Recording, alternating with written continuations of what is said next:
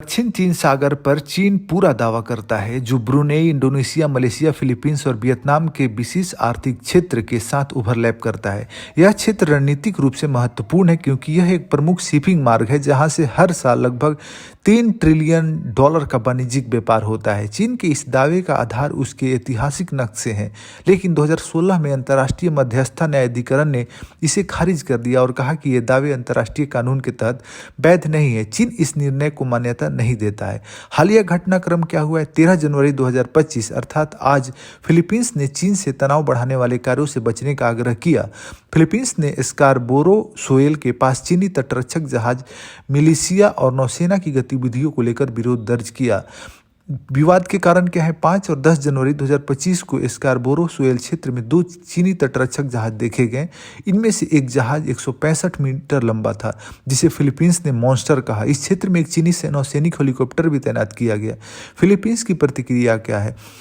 Philippines की राष्ट्रीय समुद्री परिषद ने एक बयान जारी किया जिसमें कहा गया, चीनी जहाजों और विमानों की गतिविधियां फिलीपींस के एक्सक्लूसिव इकोनॉमिक जोन में उसके संप्रभु अधिकारों का उल्लंघन करती है।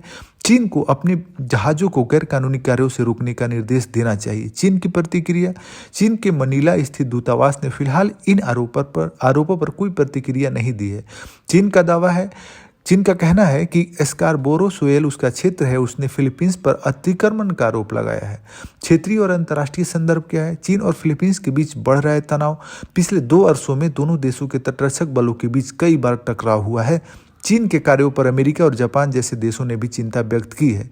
त्रिपक्षीय बैठक हुआ, जैसे फिलीपींस के राष्ट्रपति, अमेरिकी राष्ट्रपति और जापान प्रधानमंत्री के साथ एक वर्चुअल बैठक में दक्षिणी चीन सागर में चीन की गतिविधियों पर चर्चा की।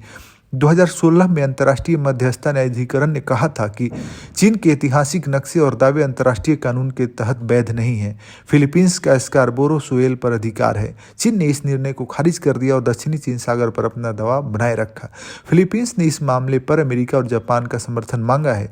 फिलीपींस ने अपनी राष्ट्रीय सुरक्षा और समुद्री संप्रभुता की रक्षा के लिए कूटनीतिक और कानूनी प्रयास तेज किए हैं।